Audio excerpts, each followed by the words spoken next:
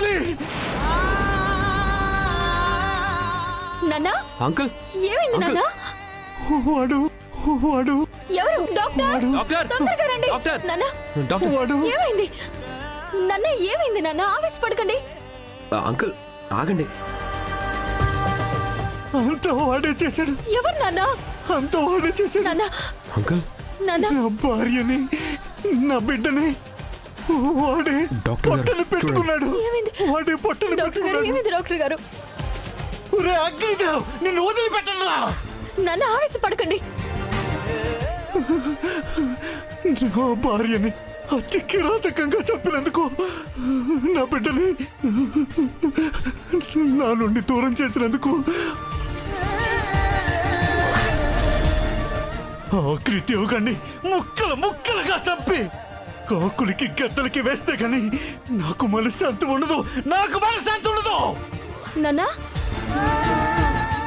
రే అగ్నిదేవ్, నీ మృత్యువు నా రూపంలో వస్తుంది. అగ్నిదేవ్, కుక్క చావు చేస్తావా? నేను వస్తున్నా. ఆగండి అంకుల్, ఒక్క నిమిషం ఏమైంది ఆగండి. నాన్న? ఆగండి అంకుల్. ఏం మాట్లాడుతున్నారు? ఏమైంది?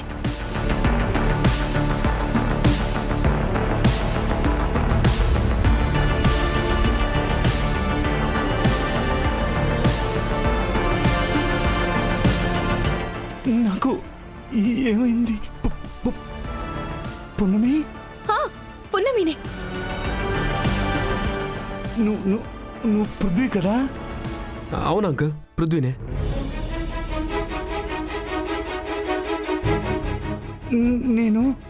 నేను ఇక్కడున్నానేంటి? అమ్మ పున్నమి, అసలు నాకేమైంది? ఈ హాస్పిటల్ ఏంటి? నాకు ఈ దెబ్బలేంటమ్మా? నాన్న అది శివదేవ్ గారు, ప్రస్తుతానికి మీరు సేఫ్గానే ఉన్నారు. కాకపోతే ఇంతకుముందు ఏం జరిగిందో తెలియదు కానీ ఇప్పటిదాకా ఉన్న గతాన్ని మర్చిపోయారు.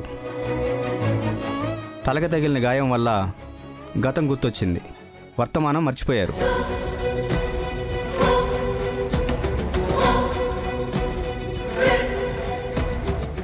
డాక్టర్ గారు, అసలు ఏమైంది? అవును నాన్న, ఇన్ని రోజులుగా మీకు గతం గుర్తులేదు. అందుకే మీ భార్యని చంపిన అగ్నిదేవుని క్షమించి వదిలేశారు. ఇప్పుడు గతం గుర్తుకొచ్చింది కాబట్టి అతన్ని వెతుక్కుని వెళ్ళి మరీ చంపాలనుకున్నారు. అవును అంకుల్, అసలు ఏం జరిగిందంటే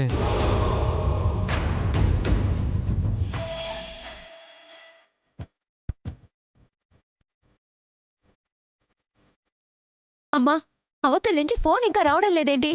నేనేం చేస్తానే, నేను కూడా ఆ ఫోన్ కోసమే కదా వెయిట్ చేస్తున్నాను. ఏం చేయడం ఏంటి? కోర్టులో ఈ పాటికి వాదనలు పూర్తయిపోయి ఉంటాయి. ఆ శివదేవికి శిక్ష పడిందా లేక నిర్దోషిగా బయటకొచ్చాడా అని కనుక్కుందామని అగ్నిదేవికి ఫోన్ చేస్తుంటే ఆయనేమో ఫోన్ తీయట్లేదమ్మా. అగ్నిదేవి ఫోన్ ఎత్తకపోతే ఏముంది? వాళ్ళ అమ్మాయి మయూక ఉందిగా, తనకు ఫోన్ చేయి. దానికి కూడా కాల్ చేశాను, అది కూడా ఫోన్ తీయట్లేదమ్మా. నాకు తెలిసి ఆ శివదేవయ్యకు శిక్ష పడుంటుంది. ఆ ఆనందంలో తండ్రి కూతుళ్ళిద్దరూ సంబరాలు చేసుకుంటూ ఉండుంటారు. అందుకే ఫోన్లు ఎత్తట్లేదేమోనే.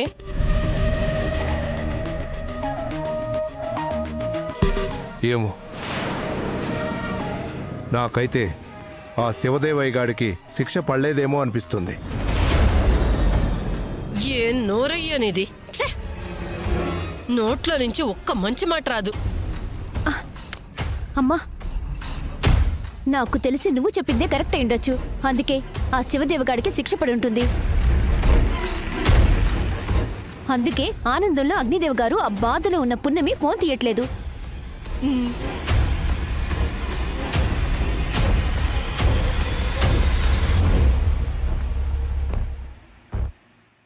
అదిగో బయట ఏదో కారు వచ్చింది, వాళ్లే వచ్చుంటారు. ఇంకెవరు? బావయ్య ఉంటాడు. పద, మ్యాటర్ ఏంటో తెలుసుకుందాం. పదండి. ఎక్కడుండాల్సిన వాళ్ళు అక్కడుండడమే మంచిది. ఆయన్ని తీసుకుని వెళ్ళి వాళ్ళింట్లోనే దింపేసిరండి. శృతి, ఎవరి గురించి ఏం మాట్లాడుతున్నావు? వేల కోట్ల ఆస్తులు, వందల ఎకరాల పొలాలు, కొన్ని వందల ఊళ్ళ సపోర్ట్ ఉన్న వ్యక్తి గురించి ఇంత హీనంగా మాట్లాడతావా? అది కాదు బావ, శృతి, నేను చాలు. ఆయనకేమన్నా గతి లేక మన ఇంట్లో ఉంటున్నారనుకున్నావా? మేము బ్రతిమిలాడితే వచ్చారు. ఆయనకున్న స్థాయికి, ఆయనకున్న హోదాకి కాలి గోటికి కూడా మనం సరిపోం. మనల్ని, మన ఆస్తిని నిలబెట్టి కొనగలిగే కెపాసిటీ ఉన్న వ్యక్తి ఆయన.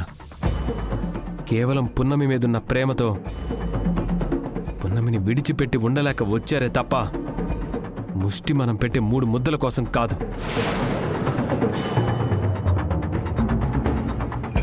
ఒక్క మాటలో చెప్పాలంటే నన్ను పెంచిన తండ్రి, ఆయన ఆస్థానంలో మేము ఎంప్లాయీస్గా పనిచేశాం.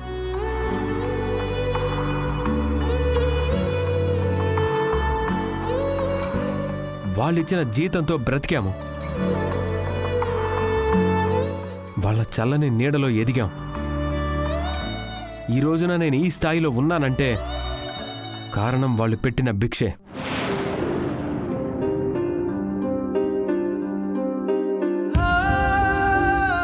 అలాంటి దేవుడి గురించి ఇంకొక్క మాట తప్పుగా మాట్లాడితే ఇంట్లో నుంచి వెళ్లాల్సి వచ్చేది ఆయన కాదు, మీరు.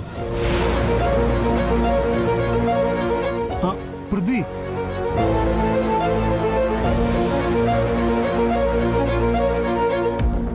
ఎంత మాట అన్నావురా?